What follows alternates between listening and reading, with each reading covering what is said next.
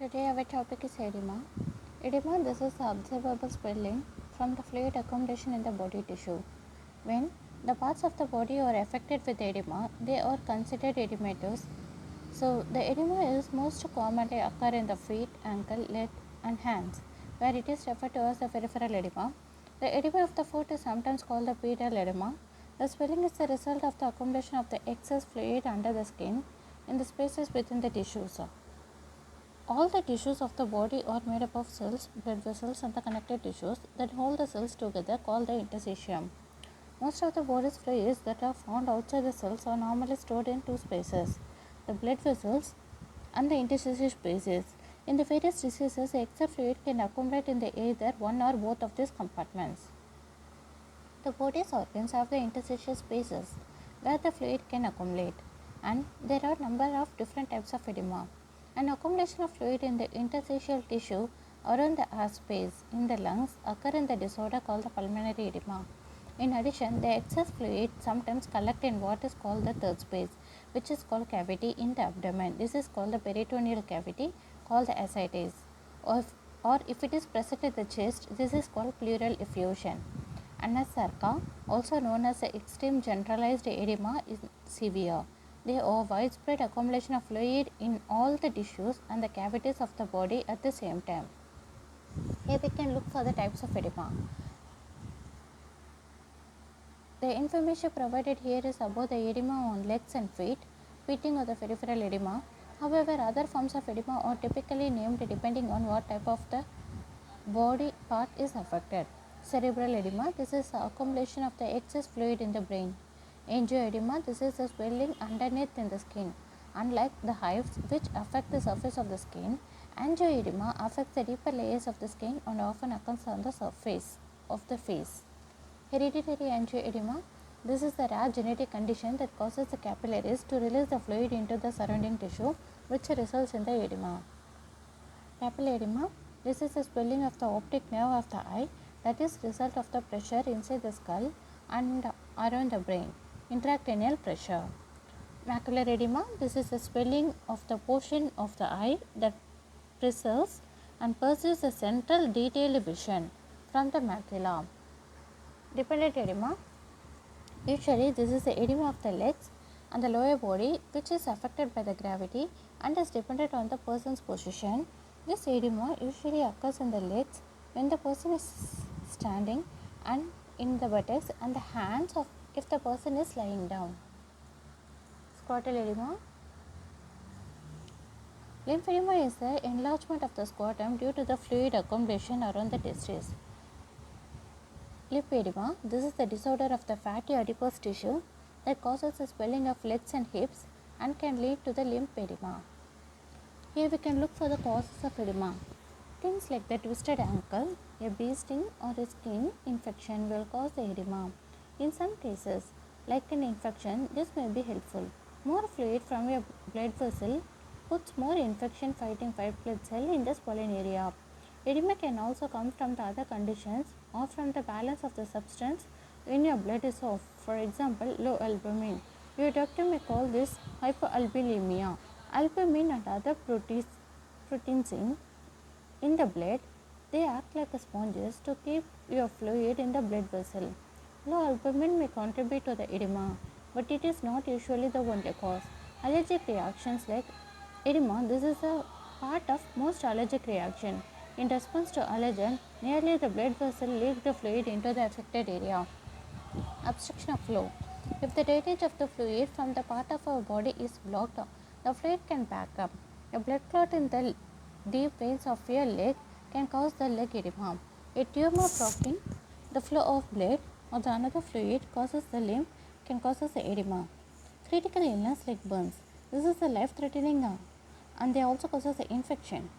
There are other critical illness that can cause a reaction that allows the fluid to leak into the tissue almost everywhere. This can cause the edema all over your body. Pregnancy, mild leg edema. This is common during pregnancy. The serious complication of the pregnancy like the deep vein thrombosis and the preeclampsia can also cause the edema. Congestive heart failure. When the heart weakens and pumps the blood less effectively, the fluid can slowly build up, creating the leg edema. If the fluid builds up quickly, you can get the fluid in the lungs. If your heart failure is on the right side of your heart, edema can develop in the abdomen. Liver disease. Severe liver disease such as cirrhosis causes you to retain the fluid. Cirrhosis also leads to the lower levels of albumin and other proteins in your body. Fluid leaks into the abdomen and can also cause the leg edema. Kidney disease. A kidney condition causes a nephrotic syndrome, can cause a severe leg edema and sometimes whole body edema. Head a low blood sodium, hyponatremia, high altitudes, brain tumor, and a block in the fluid drainage in the brain, known as the hydrocephalus, can cause a cerebral edema. So, can headache, confusion, unconsciousness, and the coma. Medications. Many medicines can cause the edema, including the NSAID, such as ibuprofen and the naproxen. Calcium channel blockers, corticosteroids like the prednisone and the methylprednisone can also be used. Symptoms of edema. Your symptoms will depend on the amount of swelling you have and where you have it. Edema in a small area from an infection or the inflammation like a mosquito bite may cause the no symptoms. On the other hand, a large allergic reaction such as the bee sting may cause the edema on your entire arm that can bring pain and limit your arm's movement. Food allergies and the allergic reactions to the medicine may cause the tongue or the throat edema.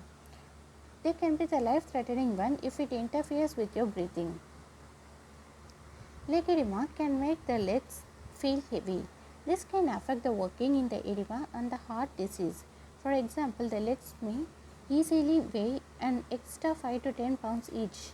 So, the severe leg edema can interfere with the blood flow, leading to the ulcers on the skin. Pulmonary edema, they can cause the shortness of breath and sometimes a low oxygen level in the blood.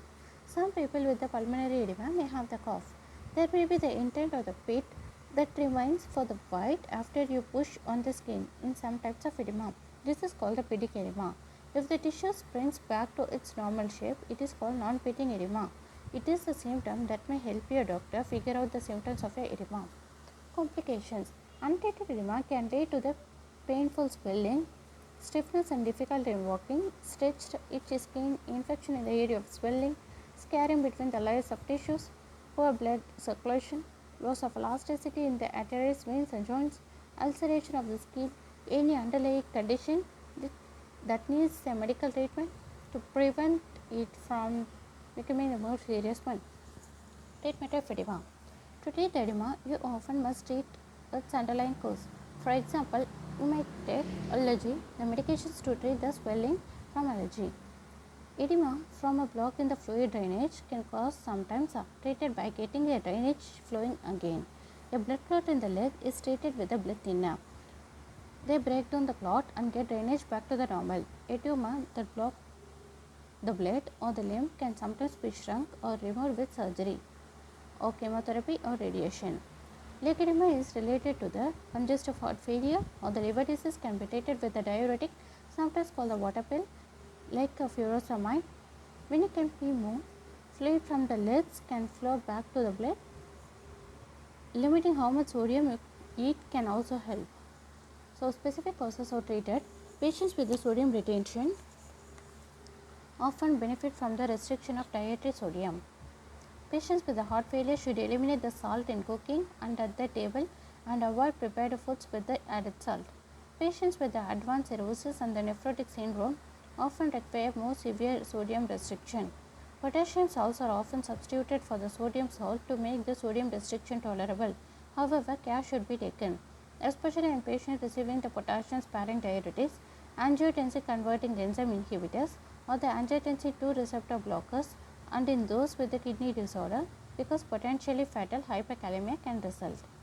People with the condition involving the sodium retention may also benefit from the loop or the thiazide or diuretics. However, the diuretics should not be given only to improve the appearance caused by the edema. When diuretics are used, the potassium wasting can be dangerous in some patients.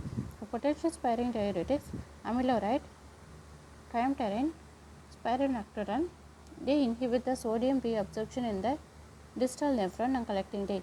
When used alone, they modestly increase the sodium excretion Both triamterene and the amiloride have been used with the combination with the thiazide to prevent the potassium wasting, and ACE inhibitor thiazide combination also reduces the potassium wasting. Sodium glucose co-transporter 2 inhibitors lowers serum glucose in patients with diabetes, but also induce the diuresis by increasing the natriuresis and the glycosuria without the significantly affecting the serum electrolytes. They can be used in the patients with heart failure or the nephrotic syndrome with or without the diabetes. Thank you.